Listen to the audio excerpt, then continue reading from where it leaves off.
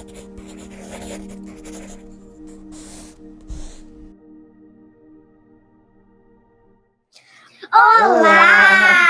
Voltamos com mais um vídeo no canal Wind Kids, nossa 13ª semana. Olha, estamos conseguindo fazer. Isso aí, estamos Até quando? Até a 52ª, 52 semanas para completarmos um ano de leituras semanais. Vai parar? Ah, mas aí a já gente tá vai arrumar quase outro no fim tema. do ano. E Feliz Natal para vocês, mas não é isso que significa o Natal. Em breve a gente vai chegar nele, nessa história. Isso aí, em breve. Então vamos lá. O tema da aula de hoje é um grande problema. Mas antes da gente começar, quem gostaria de orar? Eu. Ela orou na semana passada. Então, Micaela ora hoje, tá bom? Vamos lá. Senhor Deus, obrigado por esse dia, Senhor. Pela nossa saúde, que a gente está conseguindo fazer essa live. Abençoe todo mundo, que a Radassa, depois de amanhã, venha aqui em paz, Senhor. Uma ótima amiga pra gente, que um dia vai vir gravar também, participar desse canal. Abençoe todo mundo, em nome de Jesus, amém. Amém! Em breve teremos visitantes, né?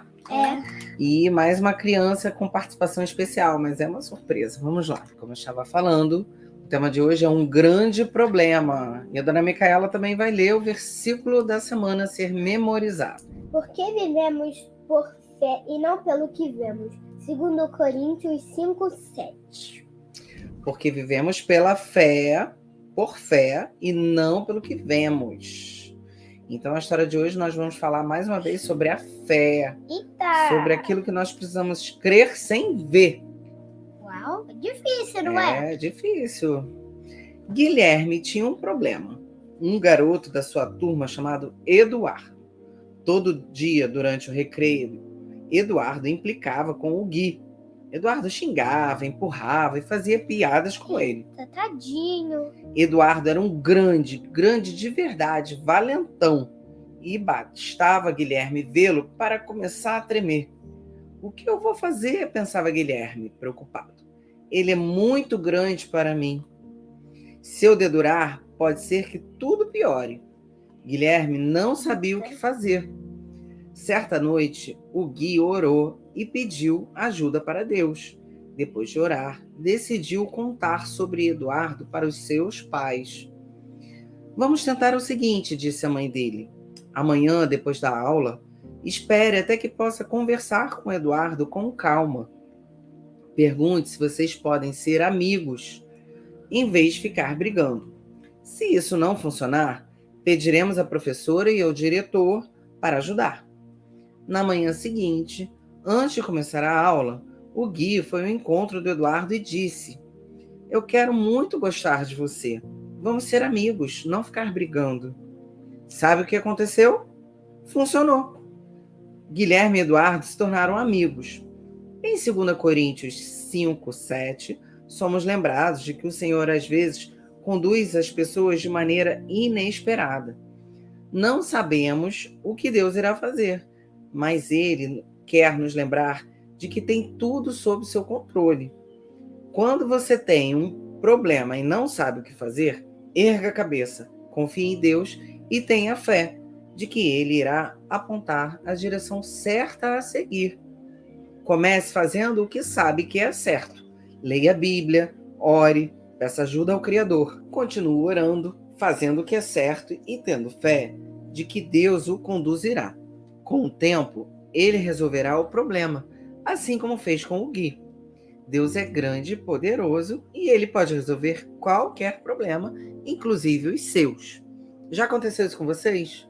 De ter alguma pessoa que implicava com vocês? Não comigo, com o professor. Como assim? Com o professor. Um professor implicava com você? Não, o professor... O meu amigo implicava com o professor. Ah, entendi. Quer dizer, o aluno que fazia bullying com o professor? Sim. Quem? Não precisa Já falar o xingou não. o professor. Não precisa contar a fofoca. Verdade. Mas ele se arrependeu? Se consertou? Pediu perdão? Ele já se desculpou, mas ele ainda continuou fazendo. Então vamos orar por ele, né? Para que Deus, transforme o coraçãozinho Mas dele. ele já deve estar melhorando. Isso. E você? Já aconteceu com você? Sim, eu tenho uma amiga que agora ela é minha amiga. Algumas vezes a gente briga, mas se dá bem. Ela ficava implicando comigo, implicando com ela. Toda hora brigava. Agora a gente é um pouco mais amiga. Mas qual foi o conselho que você seguiu? Eu me lembro dessa história. Qual foi o conselho que eu te dei? Pra gente dar um presentinho pra ela e pedir a amizade dela. Teve uma hora que ela... Qual foi o presente mesmo? Não dei nada. Eu só pedi pra ela ser minha amiga. Ela falou. Primeiro ela falou não, depois eu perguntei de novo, outra vez. Mas você lembra também que a gente... Ser. Você lembra também que a gente algumas vezes orou por ela, né?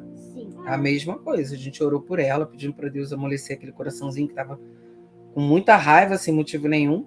E muitas vezes a gente faz coisas que desagrada outra pessoa que a gente nem imagina, né?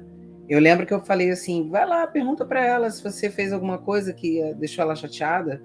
De repente você fez alguma coisa que você nem sabe, ela ficou chateada com você.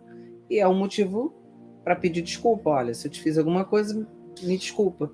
E com isso resolveu o problema, né? Depois de um tempo, ela aceitou a amizade e acabou o bullying, né? Acabou a implicância, E com isso resolveu o problema. Com oração e com diálogo. Com a minha amiga chamavam ela de formiga só porque ela era baixinha.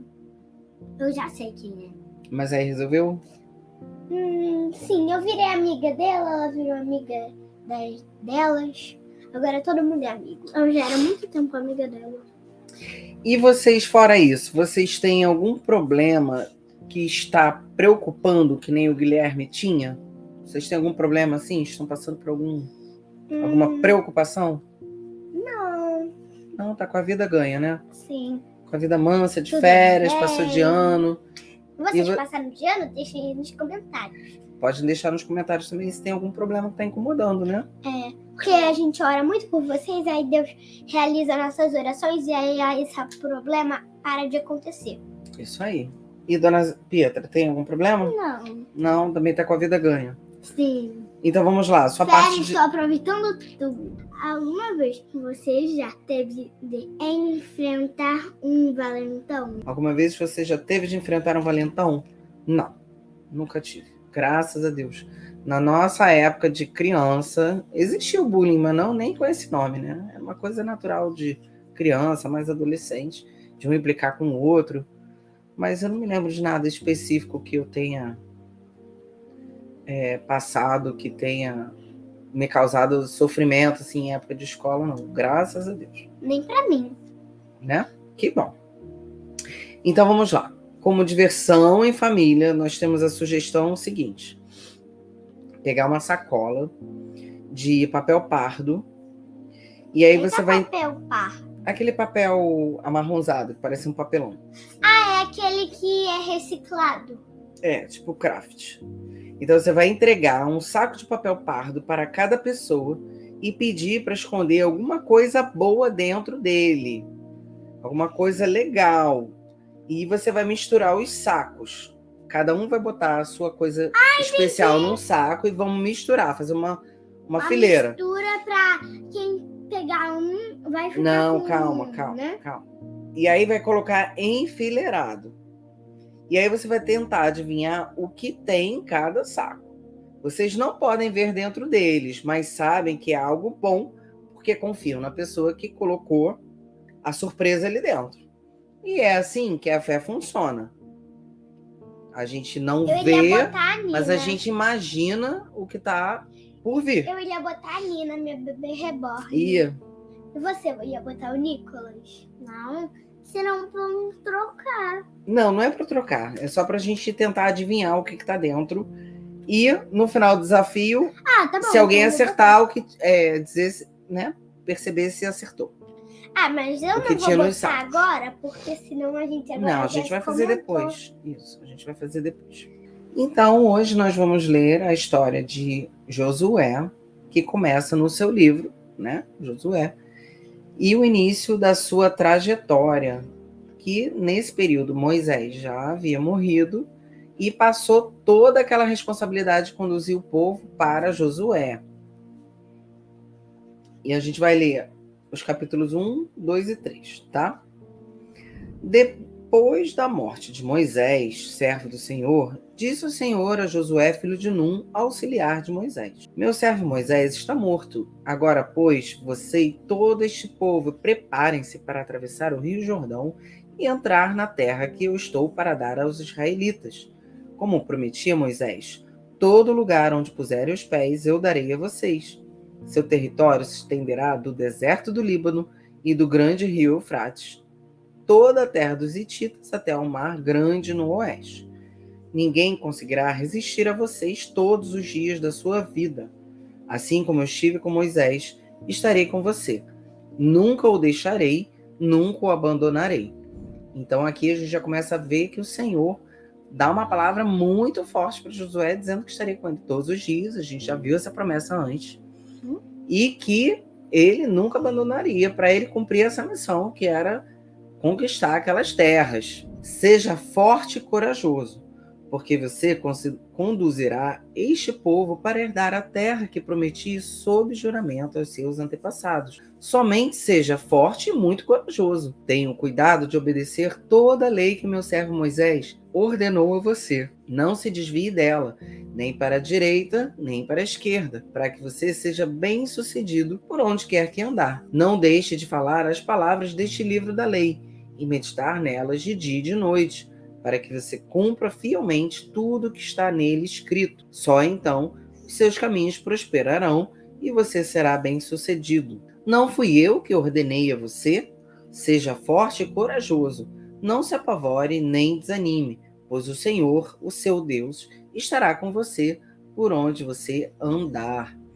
Então aqui a gente vê, mais uma vez, Deus estimulando Josué para ser corajoso, porque ele ia ter que enfrentar vários povos que estavam ocupando aquela terra. Assim, Josué ordenou aos oficiais do povo: percorram o acampamento e ordenem ao povo que prepare as provisões. Daqui a 3 dias vocês atravessarão o Jordão neste ponto, para entrar e tomar posse da terra que o Senhor, seu Deus, lhes dá. Mas as tribos de Ruben, de Gade e a metade da tribo de Manassés, Josué disse: lembre-se da ordem que Moisés, servo do Senhor, deu a vocês, quando o Senhor, seu Deus, prometeu descanso e dar a vocês esta terra. As suas mulheres, seus filhos e seus rebanhos poderão ficar na terra que Moisés lhes deu a leste do Jordão, mas todos os homens de guerra, preparados para lutar, atravessarão à frente dos seus irmãos israelitas. Vocês os ajudarão até que o Senhor conceda um lugar de descanso para eles, como deu a vocês, até que eles também tenham tomado posse da terra que o Senhor, seu Deus, lhes dá. Depois disso, vocês poderão voltar e ocupar a sua própria terra que Moisés, servo do Senhor, deu a vocês a leste do Jordão, na direção do nascer do sol. Então aqui eles tinham combinado que as tribos de Ruben, de Gade e uma porção da tribo de Manassés iria ficar antes de atravessar o Rio Jordão, mas eles tinham prometido que ia ajudar na batalha. Então, ele lembra essa promessa que eles tinham feito e solicita a ajuda dos irmãos, né? Para enfrentar. Verdade. Versículo 16. Então eles responderam a Josué: tudo que você ordenar faremos, e aonde quer que nos enviar iremos. Assim como obedecemos totalmente a Moisés, também obedeceremos a você. Somente que o Senhor, o seu Deus, seja com você, como foi com Moisés. Todo aquele que se rebelar contra as suas instruções e não obedecer às suas ordens, seja o que for que você lhe ordenar, será morto. Somente seja forte e corajoso. Então os irmãos concordaram que ajudariam ele na guerra, e mais uma vez, seja forte e corajoso. É a palavra forte, forte, corajoso. Então vamos lá, capítulo 2. Então Josué, filho de Num, enviou secretamente de Sitim 2 espiões e lhes disse: vão examinar a terra, especialmente Jericó. Eles foram e entraram na casa de uma prostituta chamada Raabe, e ali passaram a noite. Todavia, o rei de Jericó foi avisado: alguns israelitas vieram aqui esta noite para espionar a terra. Diante disso, o rei de Jericó enviou esta mensagem a Raabe: mande embora os homens que entraram em sua casa, pois vieram espionar a terra toda. Mas a mulher que tinha escondido os 2 homens respondeu: é verdade que os homens vieram a mim, mas não sabia de onde tinham vindo. Ao anoitecer, na hora de fechar a porta da cidade, Eles partiram. Não sei por onde foram. Corram atrás deles, talvez os alcancem. Ela, porém, os tinha levado para o terraço e os tinha escondido sob os talos de linho que havia arrumado lá. Os perseguidores partiram atrás deles pelo caminho que vai para o lugar de passagem do Jordão. Uau! E logo que saíram, a porta foi trancada. Antes dos espiões se deitarem, Raabe subiu ao terraço e lhes disse: Sei que o Senhor deu a vocês esta terra. Vocês nos causaram um medo terrível, e todos os habitantes desta terra estão apavorados por causa de vocês. Pois temos ouvido como o Senhor secou as águas do Mar Vermelho perante vocês quando saíram do Egito, e o que vocês fizeram a leste do Jordão, com Seom e Og, os 2 reis amorreus que vocês aniquilaram. Quando soubemos disso, o povo desanimou-se completamente, e por causa de vocês, todos perderam a coragem, pois o Senhor, o seu Deus, é Deus em cima nos céus e embaixo na terra. Jurem-me pelo Senhor, que assim como eu fui bondosa com vocês, vocês também serão bondosos com a minha família. Deem-me algum sinal seguro de que pouparão a vida de meu pai, de minha mãe, de meus irmãos e de minhas irmãs, e de tudo que lhes pertence. Livrem-nos da morte. A nossa vida pela de vocês, os homens lhe garantiram. Se você não contar o que estamos fazendo, nós a trataremos com bondade e fidelidade quando o Senhor nos der a terra. Então Raabe os ajudou a descer pela janela com uma corda, pois a casa em que morava fazia parte do muro da cidade. E lhes disse: Vão para aquela montanha, para que os perseguidores não o encontrem. Escondam-se lá por 3 dias, até que eles voltem.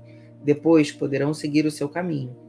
Os homens lhe disseram: Estaremos livres do juramento que você nos levou a fazer se, quando entrarmos na terra, você não estiver amarrado este cordão vermelho na janela pela qual nos ajudou a descer.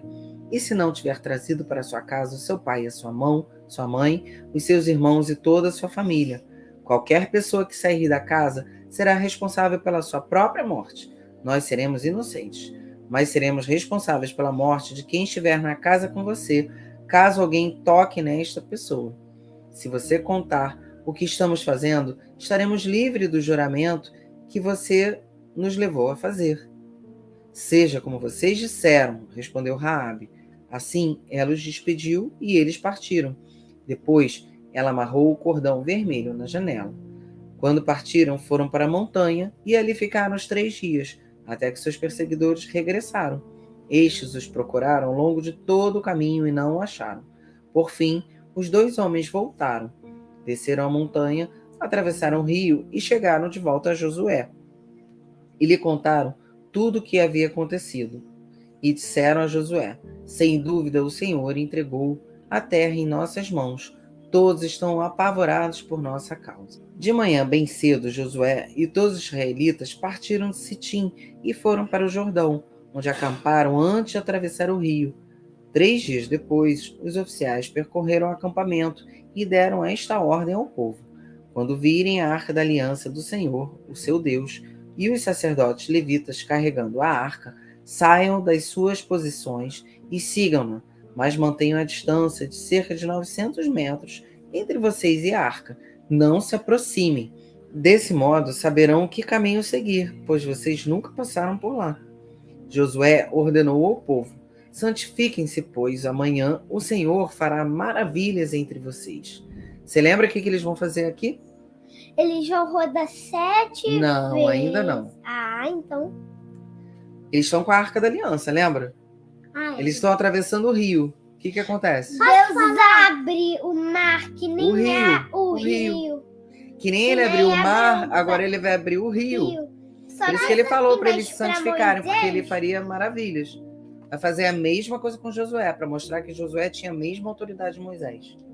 Fábio? Posso falar uma coisa? Pode. Hoje eu vi Midinho e quando ela botou a corda vermelha na janela, as casas estavam caindo e a dela foi a única que não caiu. Exatamente, a casa dela vai permanecer. A gente vai ver isso mais na frente. Mas não é na aula de hoje, é um spoiler. Um spoiler. É só um spoiler. Então, aqui nesse pedaço está justamente quando eles vão atravessar de novo um rio. Eles precisavam atravessar um rio, cruzar o rio. E aí estão seguindo a ordem de Josué. Versículo 6. Disse aos sacerdotes: levantem a arca da aliança e passem à frente do povo. Eles a levantaram e foram na frente. E o Senhor disse a Josué: Hoje começarei a exaltá-lo à vista de todo Israel, para que saibam que estarei com você, como estive com Moisés. Entendeu? Esse foi o motivo de Deus fazer a mesma coisa que fez com Moisés, para dar autoridade a Josué. Versículo 8.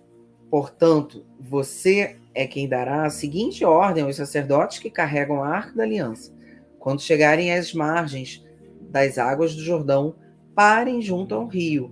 Então Josué disse aos israelitas: Venham ouvir as palavras do Senhor, o seu Deus. Assim saberão que o Deus vivo está no meio de vocês, e que certamente expulsará de diante de vocês os cananeus, os hititas, os heveus, os ferezeus, os girgazeus, os amorreus e os jebuseus.